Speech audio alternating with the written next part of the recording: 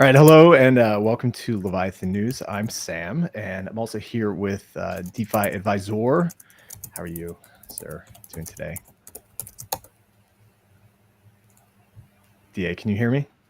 I'm muted. I was muted. I'm sorry. Oh, Good to be on, sir. What's up? How are you?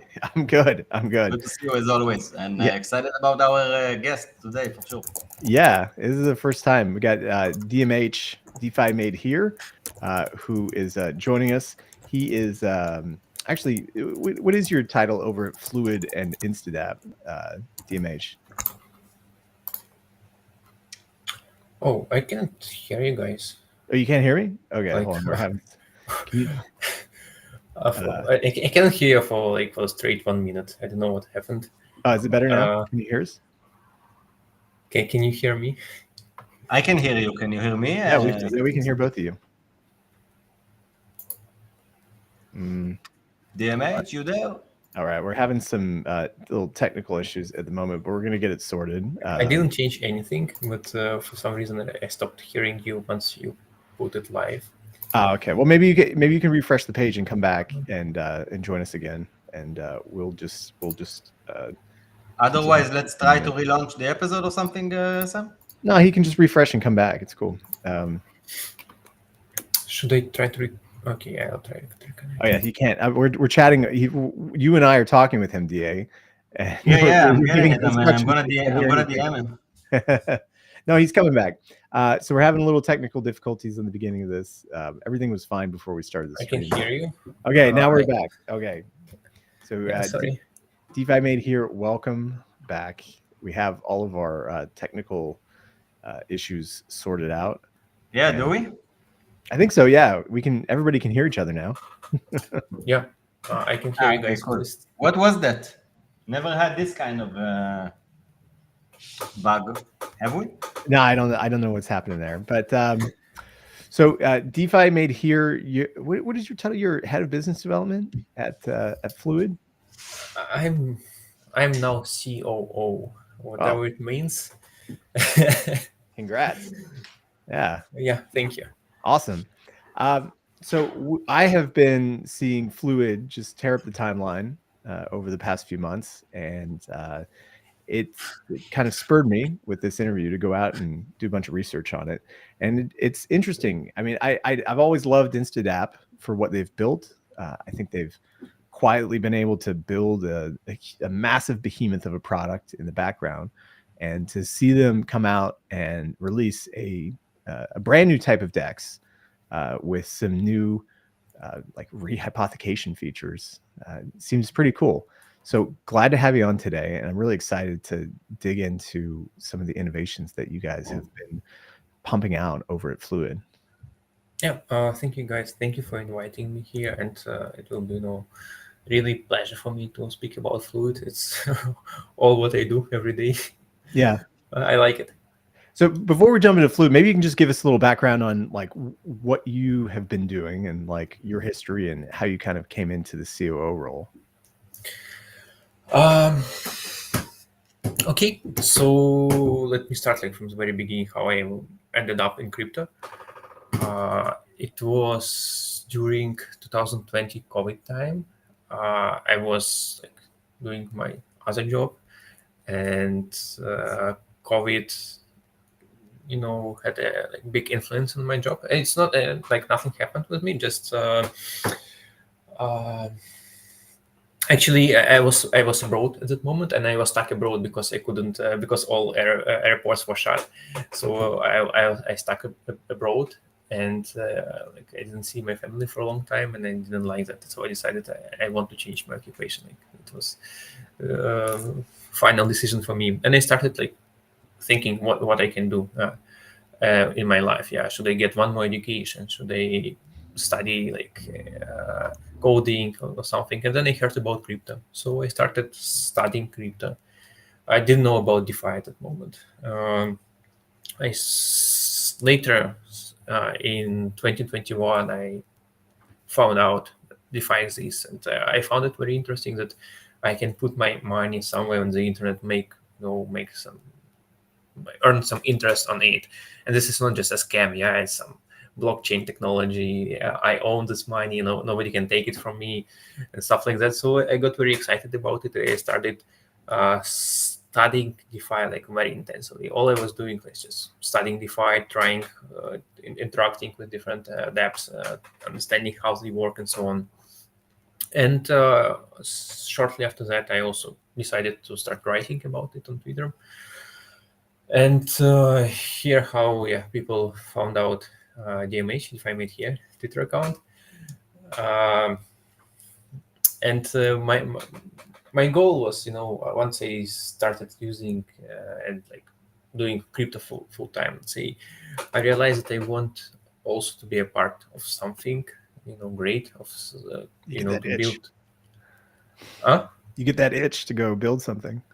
Yeah, so like I was realizing, okay, I'm not a builder, like I cannot code myself, but still I want to be involved with building a protocol. Builders are not only coders, even if people think so, but this is not exactly true. Yeah, and at one moment I read a blog article from Instadapp. So Instadapp released a blog article October last year about Fluid, and I was probably the first person to read and understand it. I mean, at that moment, I understood very little of it. I thought that I understood, but it was not the case.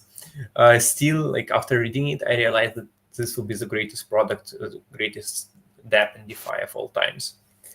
And I started, let's say, contributing to the team. I started helping them where I can, and after some time, they offered me to join the team full time. And since then, I was like involved. I didn't had, let's say, my position was named like head of growth, but like you're involved with everything at that moment. To be honest, like recently, we had some conversations with some third parties, and then my team told me, okay, we should like rename your position to COO, so it looks more solid for external communications. But let's say my duties haven't changed, because of that. Yeah. So why would you call it the what did you say, the best app in crypto, or best app? Let's see the algorithm behind it, the idea behind it, the way how it works, the design, the architecture. It's the most complete, the most unique, the most advanced, and the most efficient in DeFi. This is, and this is not my words or someone's words. This is just, you can see it yourself. Yeah, if you on the lending and borrowing market, you can compare our LTVs with any other lending market. In the space, and we have the highest parameters. You can check our liquidation thresholds. They are the lowest in the space, as low as 0.1%. Other protocols, they have like 5-10% on average. Our liquidation engine is literally 100x more efficient, and 100x is just not a number from my head. It's like if you compare the costs, if you compare how little users are losing when they're liquidated on Fluid, the difference is approximately 100x. I mean, it depends on the trading pair, depends on the different lending markets, but let's say on average.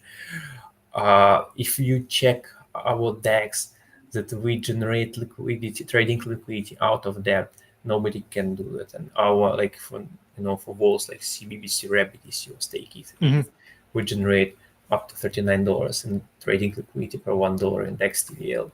Right. Our USDT, USDC pool has 20 million liquidity, and it has 0 TVL. So all liquidity is created out of that. We forever change the DEX landscape, and people probably don't fully realize it yet. But for example, StakeETH pool, in 1 month it lost Uniswap lost 50% TVL in that pool, and it will be going down only. We will actually, for this like packed and stablecoin pairs, I assume that liquidity will forever leave those DEXs and migrate to Fluid. For volatile pairs, it will take more time, but will be a significant player there as well. All right, let's jump into that and talk about some of the products that you have. So if you look at DeFi overall, we have a core set of products. We have swaps, we have a lending facility, and then they have other derivative type assets, which is a little bit harder, right? And that's captured in, you know, like synthetics or Hyperliquid or one of these like perp exchanges, right? You're creating synthetic leverage on the product. But the core of DeFi really has always been lending and swaps. And I think what Fluid has done that's really novel is you've like modified the rules of the game of like what is a collateral asset and what is a borrowed asset. And just for the people that are at home, and I'm gonna go on a little thing here. Normally, like let's just take a look at like Aave, right? You go, you deposit ETH, you can borrow stable coins, and so your like collateral asset is just like a single product. It's ETH, right? And then your debt asset is like a stable coin, right? And you charge interest on that, you pay it back, and your debt is essentially denominated in that stable coin, and it's paid back when you pay the asset back. I think the thing that was interesting for me looking at Fluid was just that you guys have been able to change the collateral type and the debt type to be trading pairs. And so now you can have a collateral type which is a trading pair, and then you can also take debt in almost this like strange rehypothecation method where you're like borrowing debt, but you also have this debt-based trading pair which earns fees, but you're also paying interest on it, and the fees go back to pay down the interest. And you can build this very interesting rehypothecated loop to get, like you said, up to 39x leverage, and which increases the liquidity, but at the same time increases the amount of debt that you have subsequently. So really interesting product that you guys have built. Yeah, a few things to mention here. Like for example, on the collateral side, there were cases before where people used, like, let's say, Uniswap LPs as a collateral on some lending market. So on the collateral side, very small though. Like yeah, Aave had it for a while. It was never really popular. Yeah, it was never really popular because it didn't make that much sense, because trading fees they were not so high, and normally these positions wouldn't have high LTVs, and like it just didn't work like as it works on Fluid. On Fluid, it's one integrated system which works very, very well. And also the benefit, even now, let's say on Uniswap before, there will be this pools where they put out of range liquidity to some lending markets, and they will earn some lending interest on part of the LP. On Fluid, it works much better. First of all, way more gas efficient. Second thing, that 100% of the collateral is earning lending fees, and it's also earning 100% of trading fees. So you don't have this trade-offs where only part of your assets are earning lending fees, and then when the swap is happening, basically the positions get withdrawn from other lending markets and deposited back to the liquidities, and the swap is happening. So it doesn't work like that. It's working very smooth and in the right way, let's say. And on the debt side, this is a very big innovation in our opinion, because we liberate capital. Yeah, now the debt is used as a trading liquidity. People, and it's very, very important to mention that people are not borrowing some weird LP tokens. People are not borrowing some wrapped tokens or something like that. You just borrow one token if you press on smart debt. If you who is the one? Yeah. So for example, you have vault of ETH, USDT smart debt. So users will just borrow and can borrow 100% in USDC or 100% in USDT, and they can do whatever they want with their tokens. Yeah, it's their tokens that they borrowed, but the underlying debt is used as a trading liquidity. Traders can trade on top of someone's debt, and traders will be paying trading fees to the borrower. So the liability becomes a productive asset. trading fees are compensating. The trading fees are deducted from your borrowing costs. And in times of high volatility, when trading fees are very high, you will basically get paid to borrow. But now the borrowing fees are very high. This is the market now. But if you see net APR on top of this USDT, yeah, you can see the trading fees are, let's say, 4% now. So you get 4% discount on your borrowing costs. And if you remember, 6 months ago, the borrowing cost was like 5-6% everywhere. So let's say it was 6%, and you have 4% trading APR. So your actual borrowing cost is only 2%, which makes it the most attractive place to borrow. Well, let's break this down, right? So you have, this is a ETH, and then there's a USDC, USDT market, right? So I'm going to deposit ETH here. That's something that I could do. And then the debt that I'm taking, I'm taking both the USDC debt and the USDT debt at the same time, like equal amounts? You can borrow in one asset completely. Yeah, you can borrow 100% in USDC. You can borrow 100% in USDT, or you can borrow in both tokens. If you're borrowing 100% in one token, there will be an internal swap. So the trading fee is 0.01%. So you will lose like a few cents on the trade. But you will borrow in one asset. Your debt will be always denominated in these two tokens or in one of them. Yeah, as a borrower, you accept that your debt can be in one or another token, up to 100% in USDT, 100% in USDC, depending on the trading activities in the pool. Same like if you just provide, for example, USDT, USDC liquidity on Uniswap. Yeah, when people are trading in one way, your LP position can fully migrate to one of the tokens. Yeah, it can be 100% in one token. Here, the same on the debt side. Your debt can convert to one token. Yeah, in some in some situations, but normally there is some ratio. Yeah, depending on the trading activity. Normal condition is 50-50. Right. Okay. Yeah. So when there's that imbalance there, like there's an imbalance between like USDC and USDT, it shows that is there more demand for USDT versus USDC? Yeah, that's correct. So basically, when people are all swapping for USDCs, and we have less USDC in the LP and like more USDT, so there is always some imbalances there. But for you, for borrower, it doesn't there's not much difference. Yeah, your net value of your debt doesn't increase because of that. Yeah, but instead, the borrowing fees are repaying your debt. Nice. Okay. So those swap fees like pay down the debt, but then I also have the interest that gets paid back, right? Yeah, so there is a borrowing interest that you have to pay, which is quite high now. And there is a trading APR, which is reducing your borrowing costs. Mm-hmm. Nice. So the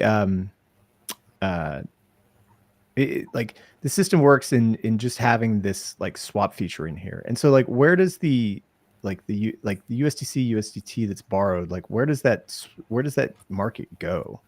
Like who's using that market? You mean the DEX pool? Who's using the DEX pool? Yeah. Yeah, so traders are using DEX pool. Yes, as you see, we even don't have a swap UI. So we integrated to 1inch, Kyberswap, Paraswap, CalSwap, all these aggregators. And when users are trading through the aggregators, they're trading on top of Fluid. Nice. Okay. Yeah. So like I'm just looking at this here. Let me see if I can. Why don't you have any position of Fluid, by the way? Oh, this is a separate. I have a separate okay. Like Google. You know how you can have like separate Google or like Google Chrome instances? Yeah. So specific for. I don't have any wallets on my Leviathan thing, but I'm gonna impersonate somebody here, and we'll get something going. Here we go. this person. I was digging through the dune hoping to find somebody, but let me see if I can get. Oh, here we go. Here's a better address. This person has like 3.3 million. Let's see if it updates. Let's try this again. But yeah, it's I think the interesting part about what you guys have done is that like I said, normally the borrow would be in like a one asset, right? The USDC, but there's nothing that's happening with the USDC there after you borrow it. But with you guys, the USDC and USDT are being swapped back and forth all the time, depending on who's borrowing what, and that adjusts the individual interest rates of the debt, and creates this like swap feature and then you're relying on all these the services that you're talking about, PairSwap and everything, to create volume that comes through. And you don't even need a swap feature for it. It's just kind of auto balanced. Yeah, it's I mean, like most, I would say almost all of the DEXs except Uniswap, they rely on the DEX aggregators. Mm-hmm. Yeah, Uniswap, they have some volume going, quite a lot of volume going through the AUI. Yeah.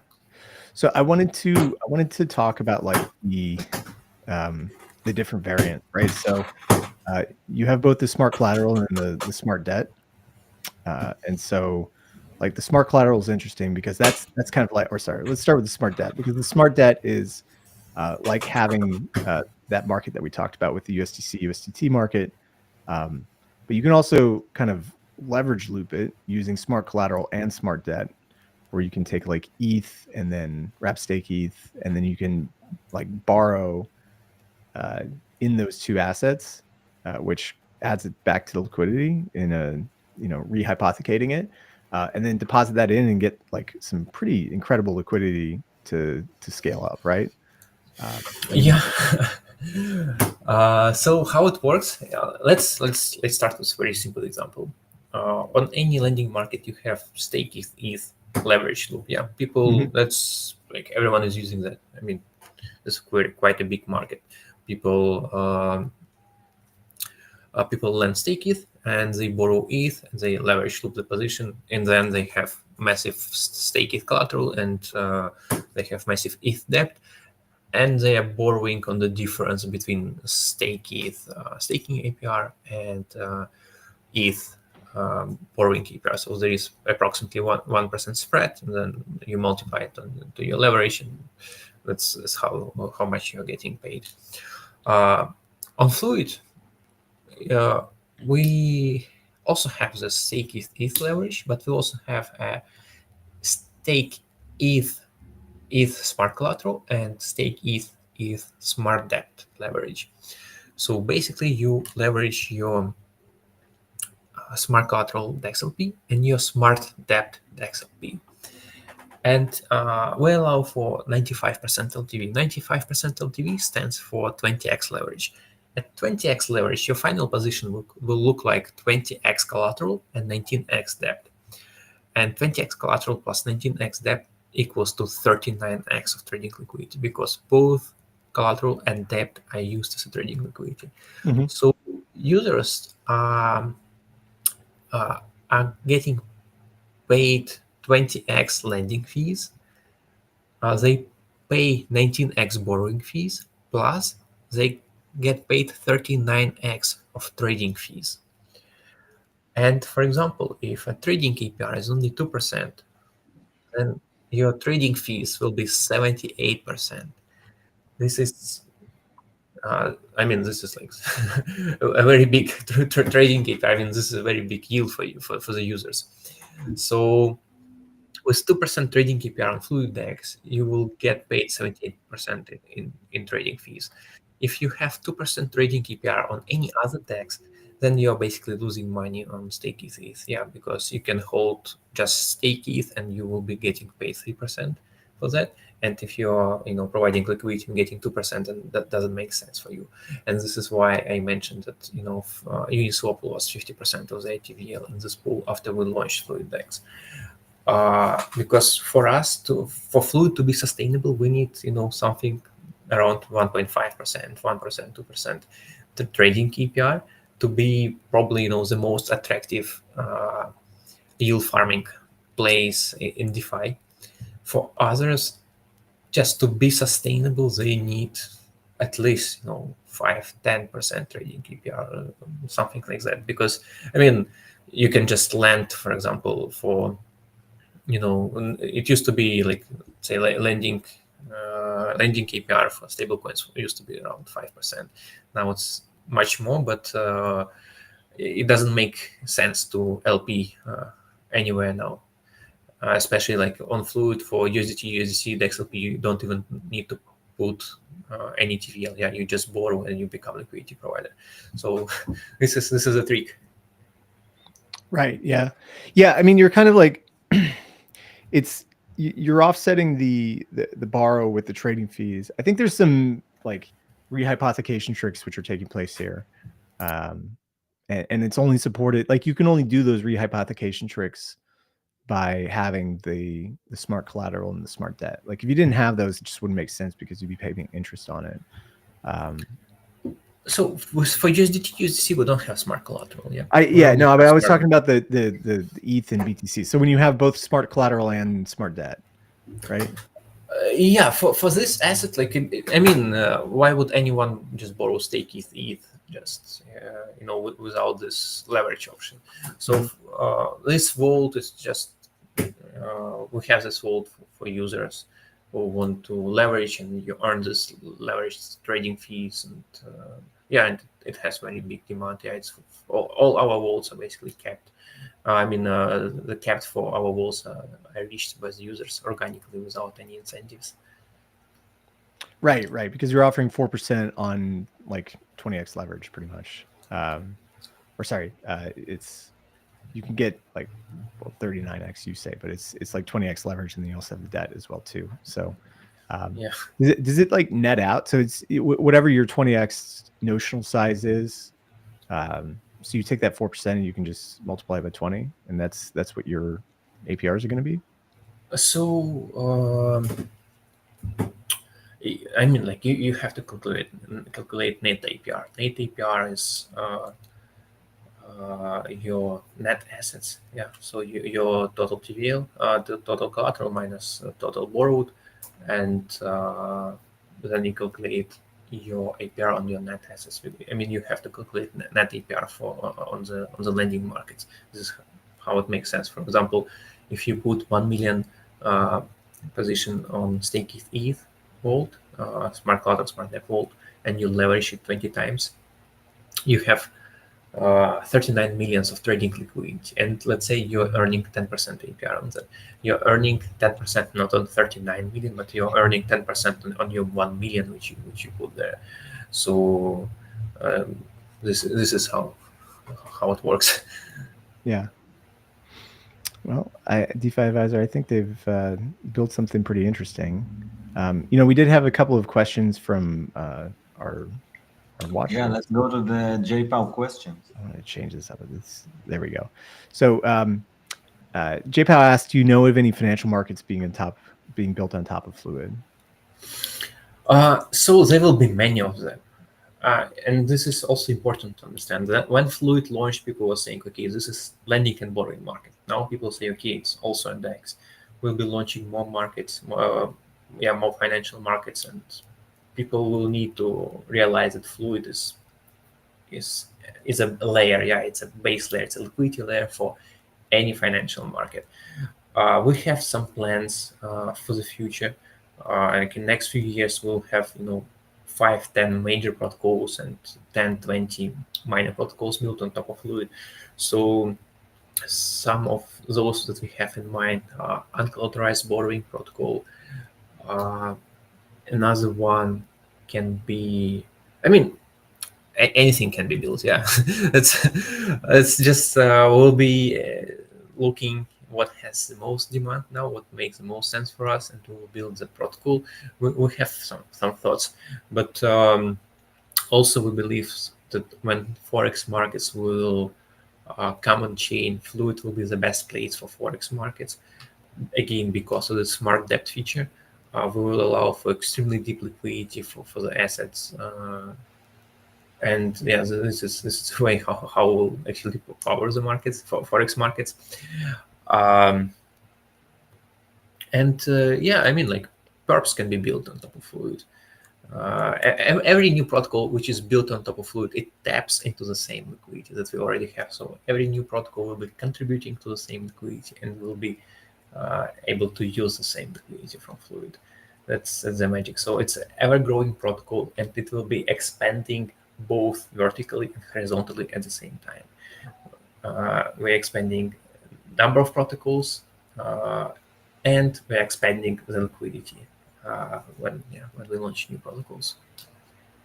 Yeah, and like one of those like horizontal expansions has been with Aave, and so Aave has come out. They've bought some Instadapp, soon to be Fluid tokens. And JPal also asked, like, how does that friendly collaboration with Aave benefit both protocols? So for us, I mean, okay, Aave wants to grow Go liquidity, and they want to have more adoption for Go. So they benefit from Fluid also having Go as a debt asset, so people can borrow Go on Fluid, and they can get the deepest Go liquidity with Fluid. So we'll be launching the Smart Collateral Smart Debt Vault for Go USDC, where they can, I think leverage there will be limited initially for, let's say, 5x leverage, but 5x leverage means 9x liquidity. So for every $1 they put, they can get $9 in liquidity. It's very beneficial for them, and also for DEX liquidity providers, they will be getting both lending fees and trading fees, which is better than what they can get on other DEXs. And what's important for us that we as a lending and borrowing market DEX, as a lending and borrowing market, Fluid earns from lenders and borrowers. We need stablecoin liquidity, which other users can come borrow, and then we earn this 10% from the lenders. So we will benefit a lot if we grow Go liquidity supply on Fluid, and more people have to can come and borrow Go, because for every $1 in stablecoin liquidity, market size grows by $3 or $4. Because it's over collateralized borrowing, people and say put ETH collateral, and they borrow at 50% LTV Go. So our market size is growing by that. And with this deal which we had with Aave will be also incentivizing these markets, which benefits users and Fluid. So it's very, very beneficial for both of us, I believe. Right. So like, just I'm trying to like wrap my head around like the USD. Let's just go back and talk about like ETH, and then like it'd be like an ETH and like a Go, what a USDT market or something, right? So we already have Go markets on the lending and borrowing protocol. So you can, let's say, lend ETH and borrow Go, or you can lend BTC or BTC or CBBTC and borrow Go. And we'll have a DEX LP, which is Go USDC. So we'll have Go USDC Smart Collateral and Go USDC Smart Debt. So users will be able to leverage the Go USDC liquidity and earn leveraged trading and lending fees. Right. Okay. So yeah. So like, there's no trading fees in the non-smart debt collaterals. Just yes, like there are no trading fees in non-smart collateral or smart debt. So it's just people are depositing Go into your lending product, and then it's being borrowed out by people who are depositing like ETH or wrap staked ETH or SUSDE. Yes, correct. But Go USDC Smart Collateral Smart Debt Vault will be launched pretty soon. So like, just on a pure like like when you're talking about just like the pure lending facility without the smart debt and smart collateral, would you say that it's more competitive? I mean, like Aave's depositing it. Aave has their own lending market, and yet they're using you guys to deposit Go into. Is it, it just it's a little strange. Like, why wouldn't they just incentivize their own markets, right? They benefit from growing Go. Because they let's say from 100 million Go, they earn the same as if they had 1 billion USDC on Aave. So for them, growing Go aggressively everywhere makes a lot of sense because they make a lot of revenue out of it, and they want to expand it to other places.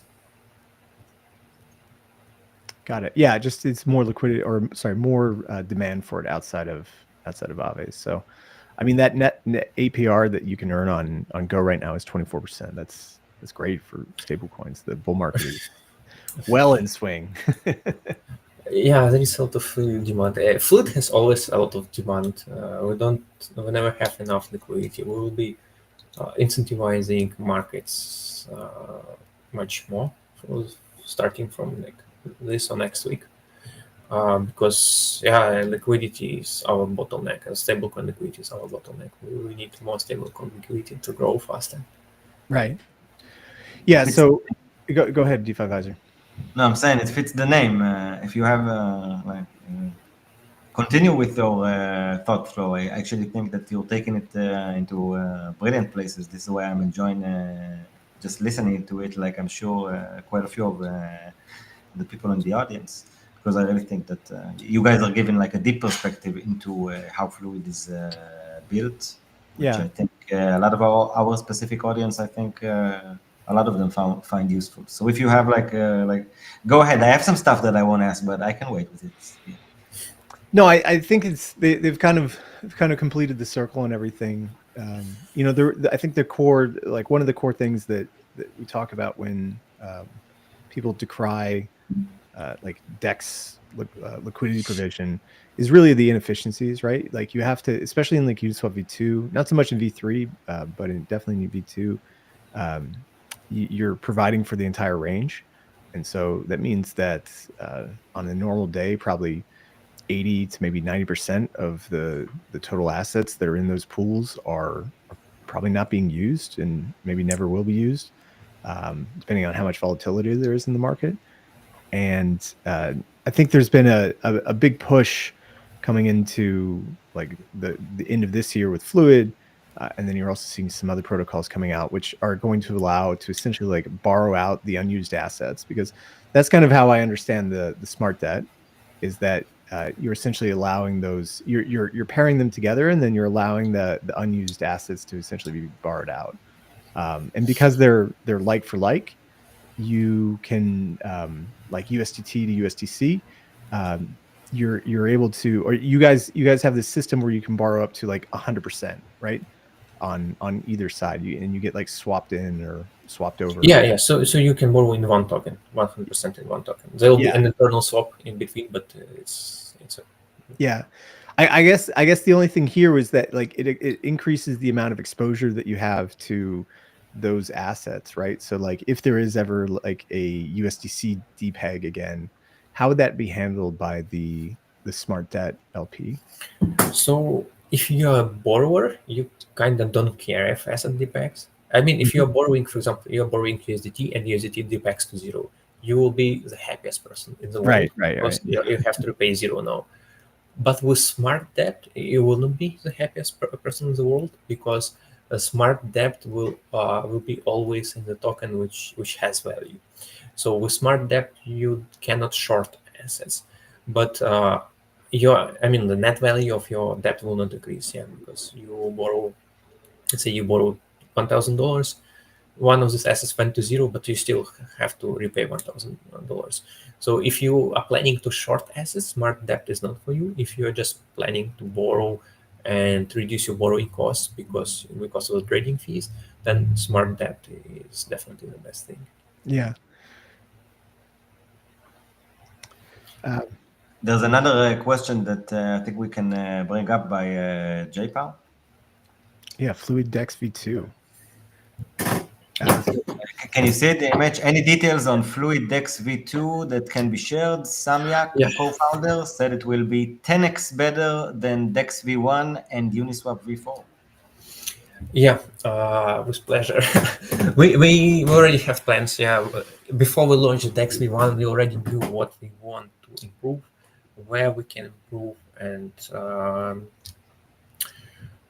yeah, we already have plans to build it. Hopefully, it will be ready end of Q2 2025, probably Q3 2025. The main advantage over V1 will be that users will be able to select their own ranges, both on smart collateral and smart debt. And these ranges don't have to be inverse. It can be, user can change any range he wants on both on smart collateral and smart debt. This opens up so many new possibilities in DeFi that haven't been explored before. And this is something that cannot be done on any other DEX or lending market. I mean, on any other DEX.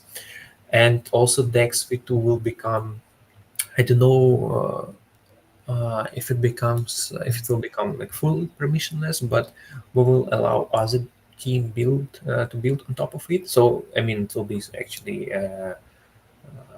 a similar thing to hooks on Uniswap before. So other teams will be able to build on top of it and to introduce some new features that will make it more efficient. But the biggest thing is this own ranges on collateral and on debt.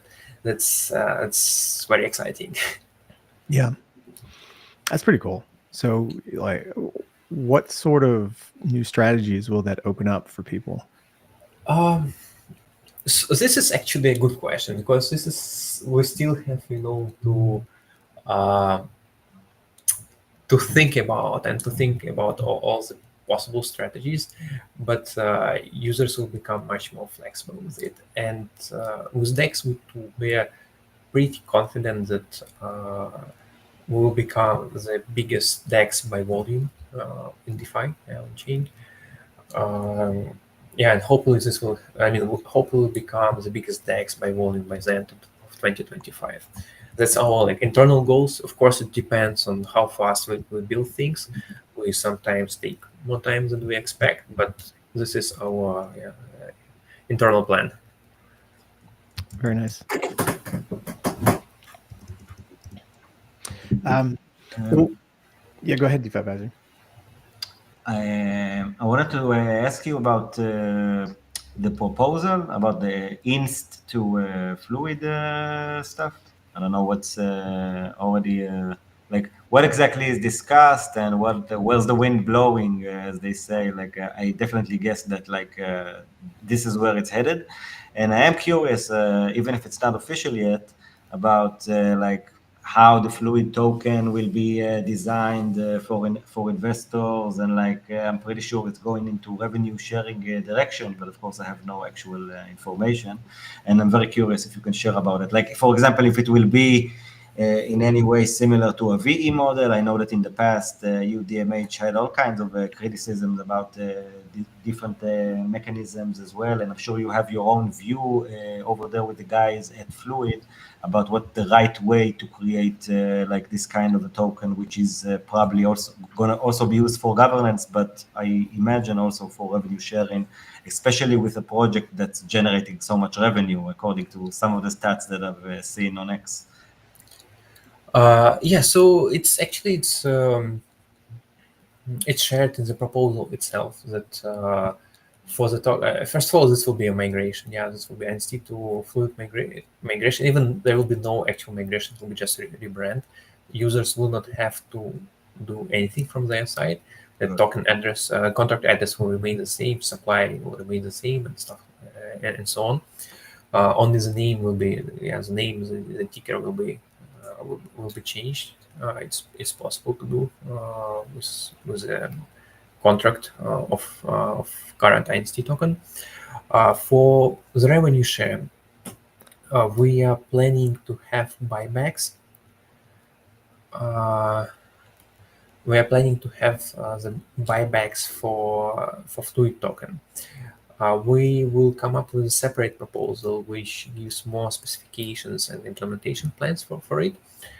But the idea is that there will be actually like an algorithmic buyback system where there is basically a XYK curve, and based on the FDV, we use, if FDV is low, we use 100% of revenue to buy back. When FDV is going up, then like less of revenue is used to buy back the token.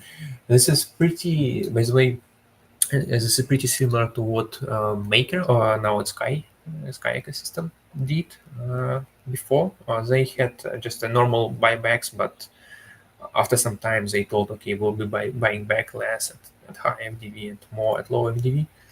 But we will have this, XYK algorithmic algorithmic model for buybacks. It's interesting. And wait, what do you do with all the Fluid or Insta that you're going to buy back? So this is something what governance will have to decide as well. So it will be bought back to the treasury, and then it can be burned. It can be distributed to liquidity providers, or it can be distributed to the stakers. This is something what governance can decide, and it will come in the next proposal in the next 1 or 2 months or something like that. Very nice.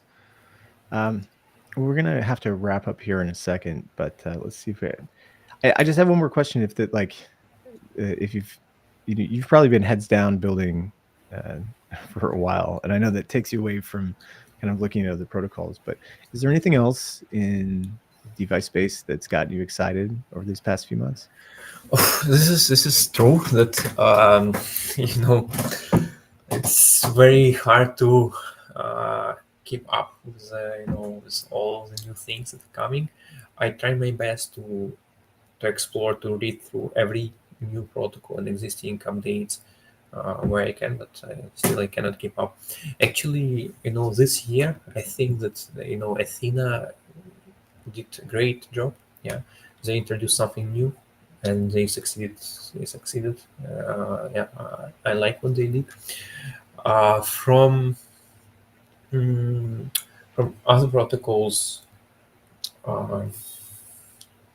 let's say, can you give me a hint, something what's coming top of your mind, and I will tell if I know it and what I think about it.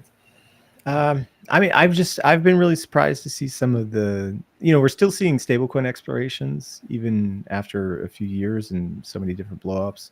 I thought the Dyad launch was really interesting this year. How they had like deterministic value in the unborrowed. It is, I mean, like Yeah. LTV, this thing, yeah. Yeah. Like to fully like to capture the other part of the LTV in the token, I thought was really interesting. Mm-hmm. I think that some of the other, I think like the 3-3 model again has kind of been really interesting to see how it's been able to grow, and that people don't really like care about fees; they care more about emissions and how you direct those emissions at the end of the day. And they'd rather have the predictability of emissions rather than the fees. It's been an interesting narrative, I think, in the liquidity space. What else? Probably just like like restaking's kind of calmed down a little bit. I'm not sure. Those have been kind of top of mind recently. I also think that like the Llama Land mechanism. Yes. was Yeah. very Yeah. The soft liquidations I think are great. That's really cool. And then the gamma swap guys as well too, and just how they've been able to build out these their perpetual options is really awesome as well. One protocol I know I like is cap something. Cap Mhm. Lab. What's this? Yeah, I think it's called Cap Labs. From Benjamin of Yes, Chidao. yes. From Benjamin from Chidao. Oh yeah. This one is interesting. I like it. What do they do, DMH? What is that exactly? Maybe if you can describe in a few words. So I think they call it stablecoin. I'm not sure if it's I think it's like it's a stablecoin, and what they do that they lend underlying assets to the like to any third party, and this third party risk are underwritten by risk takers. I think this is how it works, and I found it like very, very interesting, and I got some inspirations out of it myself. It's a really cool model. Should have them on. Yeah, I think we will. There's some cool news about Cap that's coming down the way that. Yeah, we'll have them on soon. Cool. Yeah. Well, cool. Well, we got to wrap up. Thank you everybody for tuning in that has been here with us with the interview with DeFi Made Here. Really appreciate it. Thank you for coming, and good luck with Fluid. Amazing stuff, honestly. Yeah, thank you guys. Thank you for taking a look at us and speaking with us, and giving me an opportunity to speak about Fluid. Every time, like, I feel that I didn't speak even like 1/10 about Fluid. So there are so many things to discover, to speak about. Everyone who has questions, please always feel free to DM me, to go to our Discord. We are like answering all questions and we communicate with everyone. Yes. And please use Fluid. It's a great product. It's really great. I haven't found a single person who used it and said like I don't like it. It's great. We just need smart collateral and smart debt on the L2s. It will come very soon. By the way, it will come very soon. Yeah, please follow up our updates. It will come soon. And also next week we have ETHUSDC, smart collateral, smart debt. That will be a very big milestone for us. That'd be interesting. And yeah, that'd be cool. And especially if you can, I mean, you could lever up and then use something like Gamma Swap to take out all the IL, so you could perfectly hedge it out and collect all the yield. So I need to see if they can use our LPs, because they use UniF3 LPs. It's a bit different thing. With DEX V2, they will be able to use, yeah, for sure. With DEX V1, probably not, but I need to check. Yeah. Well, cool. Thanks everybody for tuning at home. Make sure to go and like and follow us on Leviathan_news on Telegram. I think we have this here. We're going to cover you for a second. DeFi Made Here. And come and submit some headlines, earn some squid. Yeah, there we go. We got a smaller one now. But you can earn squid. We have a token. You earn squid by posting headlines or doing other things that benefit the Leviathan News ecosystem. So come check it out. You can find links to the bot in our Telegram group. Thanks everybody. DeFi Advisor, great seeing you as well too. You too, man. I think you did an amazing job with this one. I really think you took it to places that I definitely couldn't have, and I don't actually know anyone that could have it's hard for me to even. I think you did great research before, as always, and it shows. Great job. And really thank you again, DMH, for coming. It was really fun having you on. Yeah, thank you guys. And look, whenever you have some updates and you want to come, or even if you want to talk about some DeFi stuff or crypto stuff that are not Fluid related, Leviathan is an open stage, and just let us know. Should have you on the newsroom as well. I don't think I've added you to the newsroom. We should send you the link. And either way, looking forward for some updates from you guys. And thank you everyone for tuning in. Right. Thank you. Thanks, thank you guys. We stay in touch.